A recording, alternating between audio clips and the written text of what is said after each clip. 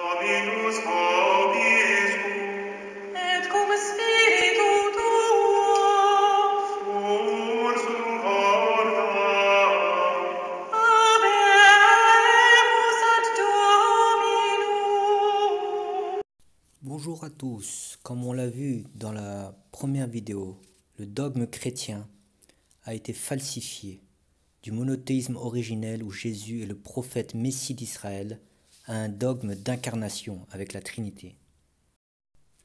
Nous allons voir aujourd'hui que Jésus a annoncé le prophète Mohammed sallallahu alayhi wa sallam, paix et bénédiction sur lui, qui est le dernier prophète de l'histoire et le seul prophète venu pour l'humanité entière.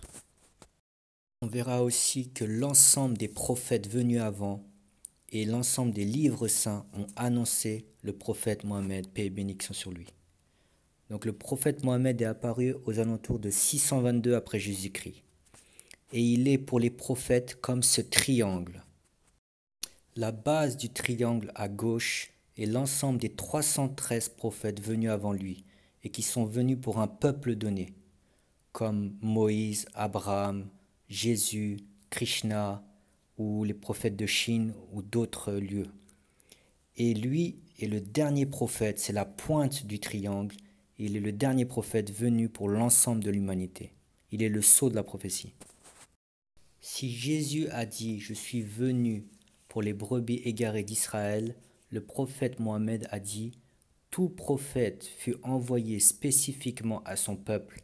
Quant à moi, je suis envoyé à toutes les races, les rouges aussi bien que les noirs. » Et le Coran dit, dans Sourate 34, verset 28, « Oui, c'est à l'ensemble des hommes que nous t'avons envoyé pour annoncer la bonne nouvelle et avertir. » Donc par rapport à l'annonce de Jésus, du prophète Mohammed, paix et bénédiction sur lui, dans Jean chapitre 15, verset 16, Jésus annonce « Celui qui doit vous soutenir viendra, c'est le Paraclète, qui signifie le consolateur, l'intercesseur, l'avocat des faibles.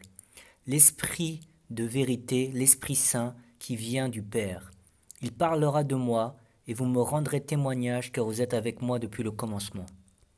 Maintenant je m'en vais vers celui qui m'a envoyé et aucun de me demander où vas-tu.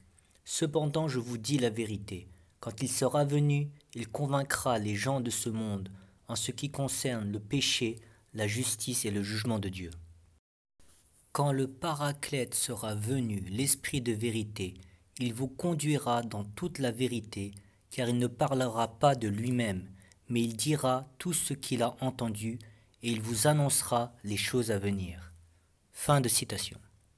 Si on analyse le terme Paraclète, ça vient du terme Paraklétos, qui signifie défenseur, ou celui qui intercède au jour du jugement dernier, comme une sorte d'avocat. Et le prophète Mohammed a justement la qualité d'intercesseur le jour du jugement, d'où un de ses noms qui était Shafi'i. Il dit « Mon intercession est pour les grands pécheurs de ma communauté ». Et ainsi la littérature islamique sur cette qualité de prophète possède des milliers d'ouvrages. Ce Paraclète est un homme et non pas un esprit comme le disent les chrétiens, l'Esprit Saint, car il désigne déjà Jésus dans le premier épître de Jean, qui dit « Mais si quelqu'un vient à pécher, nous avons comme Paraclète, donc avocat, auprès du Père Jésus-Christ le juste. » De plus, les termes utilisés dans la phrase « Il ne parlera pas de lui-même, mais il dira tout ce qu'il entendra » sont les termes laléo en grec et akouo qui désignent des verbes humains. Laléo pour langue et akouo qui donne acoustique qui est lié à l'ouïe. Cela désignerait le lien du prophète Mohammed, paix et bénédiction sur lui, avec l'ange Gabriel, car le prophète, lorsque la révélation coranique venait, disait ce qu'il entendait de l'ange Gabriel et rentrait dans un état mystique. Le fait que le texte mentionne l'Esprit Saint peut vouloir dire que le Paraclète est inspiré par l'Esprit Saint, mais ce texte ne désigne pas l'Esprit Saint, et que le Paraclète serait inspiré et recevrait la révélation de l'ange Gabriel, de l'Esprit Saint. Donc. Autre élément qui montre que le Paraclète est un homme et que Jésus dit « Il convaincra les gens de ce monde en ce qui concerne le péché, la justice et le jugement de Dieu. » Cela correspond exactement au prophète Mohammed qui apporte une loi divine à l'ensemble de l'humanité.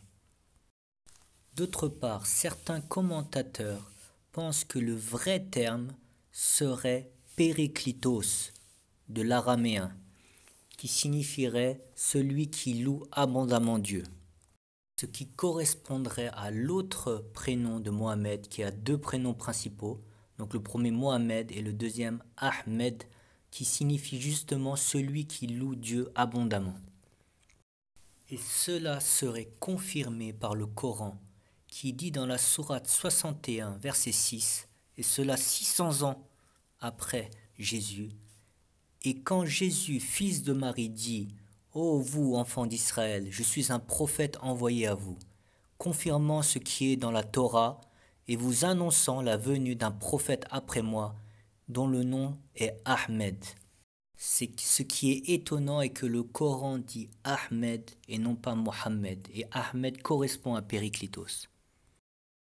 Ce passage de relais intertemporel entre le prophète Mohammed et les messagers avant lui est la preuve de son authenticité, c'est-à-dire les prophètes d'avant l'annoncent et on le trouve dans les livres saints et lui-même confirme ces annonces. Et en même temps, le prophète, à travers la révélation du Coran, filtre le vrai du faux des traditions passées entre le vrai et ce qui a été ajouté par les hommes. Si je puis me permettre, c'est un petit peu comme Colombo qui, lors de la scène finale, annonce au suspect ce qu'il a vraiment fait le jour du meurtre et ce qu'il n'a pas fait et où il a menti pour assassiner la victime. C'est pour cela que le Coran a des points communs avec l'ancienne Bible et les évangiles, mais cela ne signifie pas que le Coran copie la Bible et l'Évangile. Comme Colombo ne copie pas le témoignage du suspect, mais il filtre entre la vérité et le faux.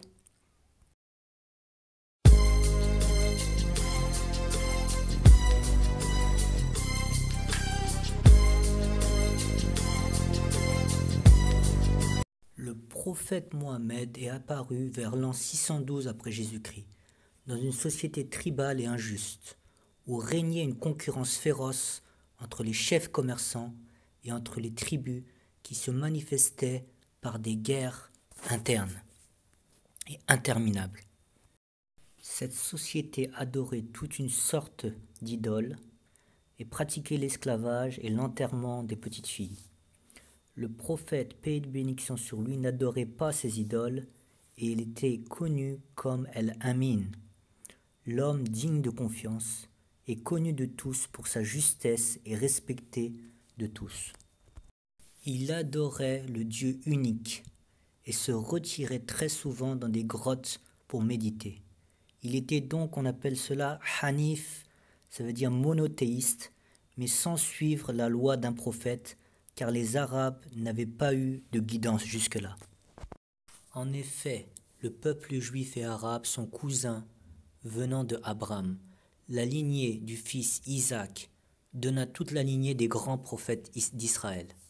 Et la lignée de Ismaël ne donna aucun prophète, sauf le prophète Mohammed, le dernier des prophètes. Les Juifs, selon la légende, narguaient souvent les Arabes de ne pas avoir eu de tradition prophétique.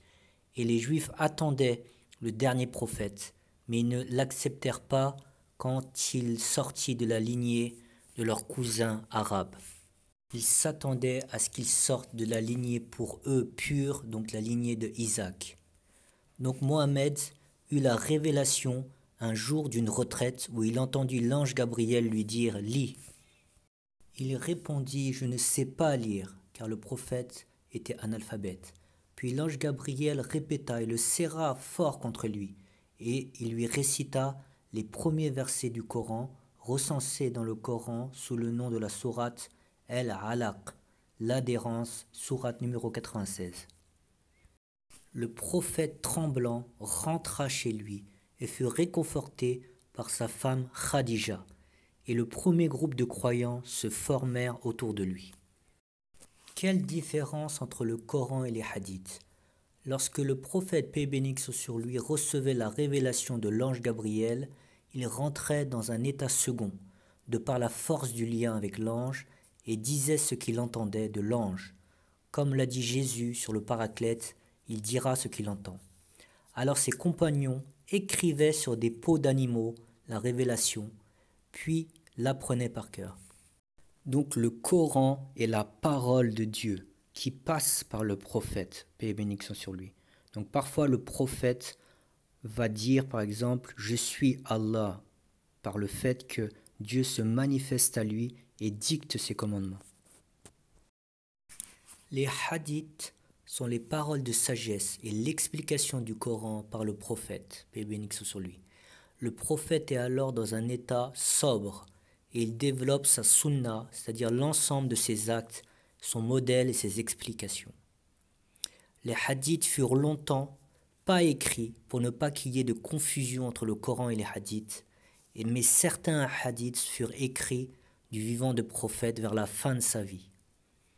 Et après la mort du prophète, le système de transmission mis en place par ses compagnons et par les suivants fut le système le plus extraordinaire de l'histoire des religions. En effet, la première question que l'on doit se poser sur un saint prophète ou un sage comme Jésus, Krishna ou Bouddha est: est-ce qu'on a aujourd'hui vraiment ce qu'il a dit ou seulement une image altérée? Donc quelle est la chaîne de transmission? Par exemple, pour Jésus, on a vu qu'il n'y avait pas de chaîne de transmission et que la guerre unitariste-trinitariste a donné plein d'altérations de copistes dont on ne connaît même pas l'identité. Chez les hindous, c'était encore pire, c'était l'état d'esprit Bollywood, car la transmission est tombée dans les mains des poètes. Chaque troupe pouvait se concurrencer au pied des temples et raconter les contes dont les héros étaient les prophètes, comme Rama ou Krishna. Donc cela donne des histoires fantasmagoriques où tout est Dieu. Les prophètes sont Dieu, les djinns sont Dieu, les femmes des prophètes, etc. C'est comme un dessin animé. Si le christianisme a une teneur religieuse, un petit peu pierreuse et rigoureuse, l'hindouisme a une teinte genre Bollywood, plein de fantaisie, où les prophètes sont décrits comme dans des dessins animés. On le voit un peu par les descriptions de Krishna. Un exemple est la vie du saint bengali apparu il y a à peu près 500 à 600 ans, Chaitanya Mahaprabhu, qui est adulé par les dévots de Krishna. Son hagiographie, sa biographie, a été faite par Krishna Das, et voilà les conditions. À un âge avancé et en mauvaise santé, il a été prié de faire la biographie de Chaitanya. Il n'a pas connu Chaitanya de son vivant et il dit: « Je suis maintenant devenu trop vieux et perturbé par l'invalidité. En écrivant, mes mains tremblent, je ne me souviens de rien, je ne peux ni voir ni entendre correctement. J'écris toujours et c'est déjà un miracle inespéré. » Et c'est sur le récit de cet homme que les dévots de Krishna vont fonder les bâtisses de leur foi. C'est donc très très léger et très dangereux. Donc le système de transmission de l'islam fut le plus rigoureux de l'histoire. On entend souvent dire: mais vous, les musulmans, vous avez des hadiths forts, des hadiths faibles, donc c'est du téléphone arabe, c'est n'importe quoi. On a un peu l'image de la vieille mère arabe faisant des commérages avec ses amis, et donc on pense que le système est le même. Mais cela n'a rien à voir. Par exemple, un terme ancien était le terme travail d'arabe, qui signifiait dans l'ancien temps un travail excellent et très sérieux. Donc le système de transmission était un système en forteresse, une sorte de rouleau compresseur aussi impénétrable qu'une forteresse. C'est comme si on donnait le travail à Colombo, Hercule Poirot, Sherlock Holmes, Ali McBeal ou Perry Mason. Ça veut dire que des experts intransigeants et dotés d'une intelligence au-dessus de la moyenne. Donc par ce système en rouleau compresseur, ils vont analyser et encore analyser la fiabilité des transmetteurs sur des critères très forts qui est au niveau intellectuel digne de Einstein et même au niveau moral digne de la sainteté. Et tout ce qui est médiocre sera rejeté.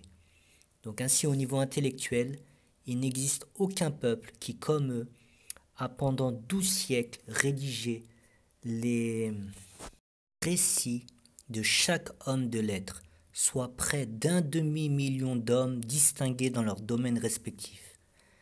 C'est une science à part entière dans l'islam, le dictionnaire des biographies, qui fait la lumière sur 100 000 personnes, et il y a eu un lien dans la transmission des hadiths. Et dès le début de l'après-vie du prophète, où on compte la biographie de 11 000 compagnons ayant eu un lien avec la transmission des hadiths. 11 000, c'est énorme, alors que le christianisme ne sait même pas qui est véritablement Jean, le disciple bien-aimé, ou Jacques. Est-ce que c'est Jacques le juste, ou Jacques le mineur ou le majeur? Pourtant, ce sont des apôtres parmi les 12. Et les musulmans connaissent avec précision sur 11 000 compagnons qui ont un lien dans la transmission des hadiths.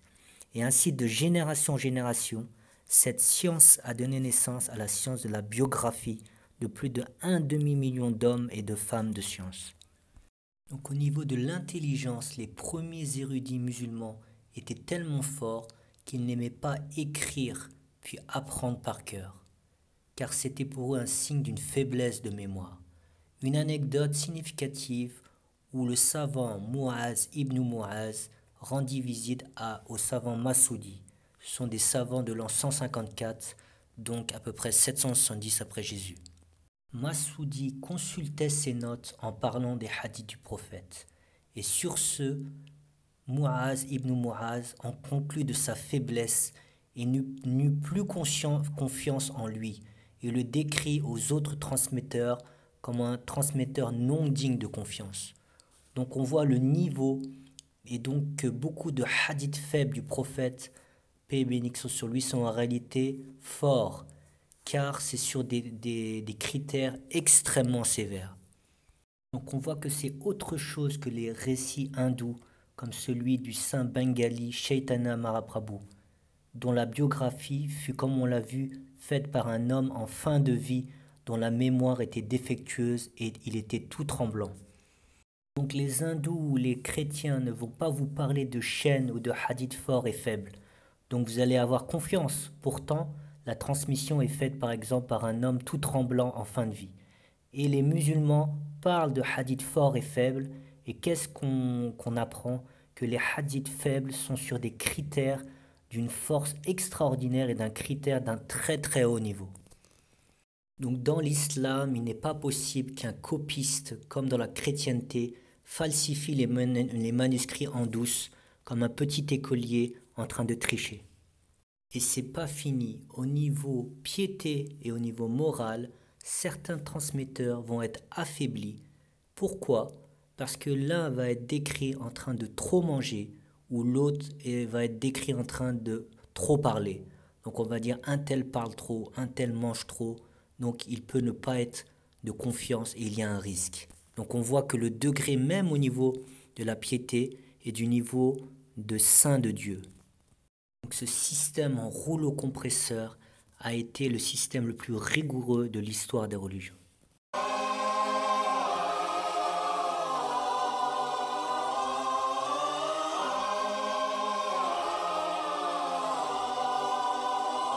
Le Coran dit sur l'incarnation en général, c'est-à-dire de prier Jésus, Krishna ou Shiva, qui étaient des prophètes, en les adorant comme s'ils étaient des dieux, que c'est de l'association majeure.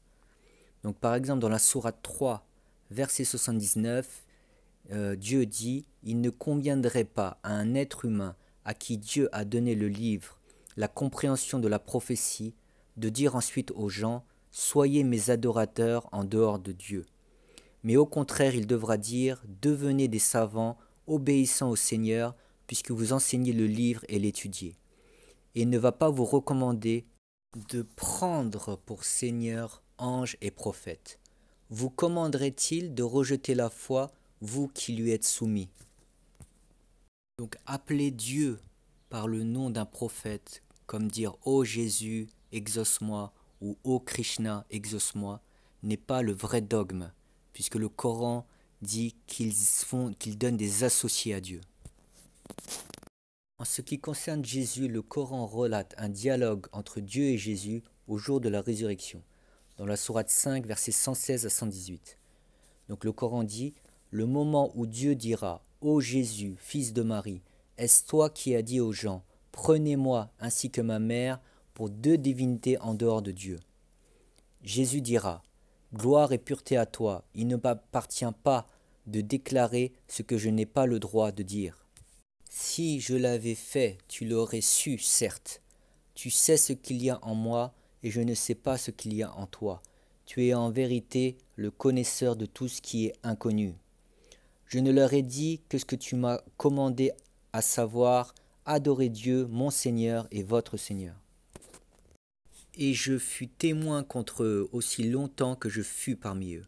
Puis quand tu m'as rappelé, c'est toi qui fus leur observateur attentif. Et tu es témoin de toutes choses. Si tu les châties, ils sont tes serviteurs. Et si tu leur pardonnes, tu es certes le puissant inaccessible et le sage. وفي سفرية الخبر